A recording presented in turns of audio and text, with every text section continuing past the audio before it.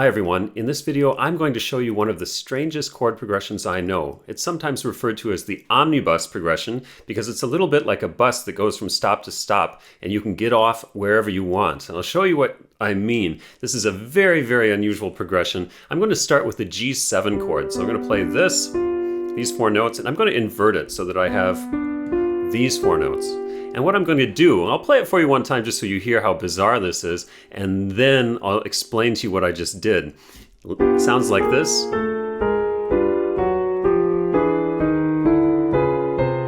And I can keep going as long as I want, and even come back.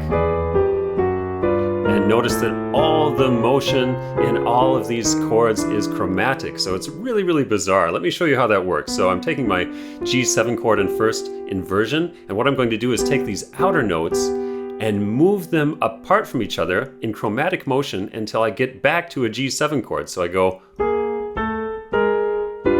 and now I'm sitting on a G7 chord again. And now I look for where my biggest interval is in the right hand. This lower note is going to close that interval, so it's going to go up like this, okay? At the same time that my left hand goes down by chromatic motion. So I'm on this chord, and now I go. Okay, now I look where my big interval is in my right hand. It's here.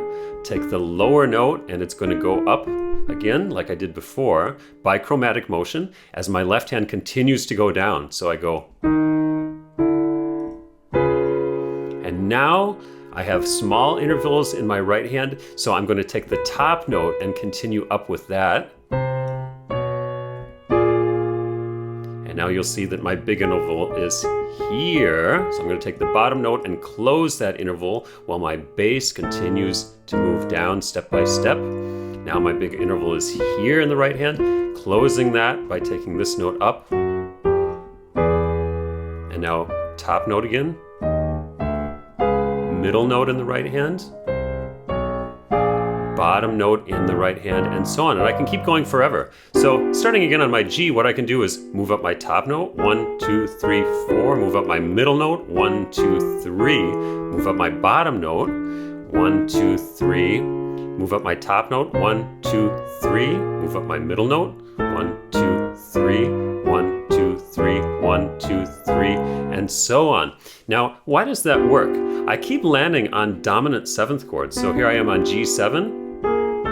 Here I am again on G7. Now from here on I go 3 steps. That takes me to my E7 chord, root, 3rd, 5th, 7th. Now, 1, 2, 3, taking me to my C sharp 7th chord. 1, 2, 3, taking me to my B flat 7 chord, taking me to my G7 chord, to E, to C sharp, and so on. Now what's awesome about this progression is that the roots of the chords keep moving by minor thirds. So if I start on G, 1, 2, 3, after this one I'm on G, I go to E, G and E are a minor third apart. Now to C sharp, so E and C sharp are a minor third apart. B flat and C sharp are a minor third apart, or B flat and D flat. G, a minor third from that, and so on. So that's a really cool progression called the omnibus progression. I hope you've enjoyed this tutorial, and if you're looking for a step-by-step piano course, check out petersonpianoacademy.com. You'll find more than 200 step-by-step tutorials and also the possibility to get some personalized feedback on your own playing. Hope to see you soon.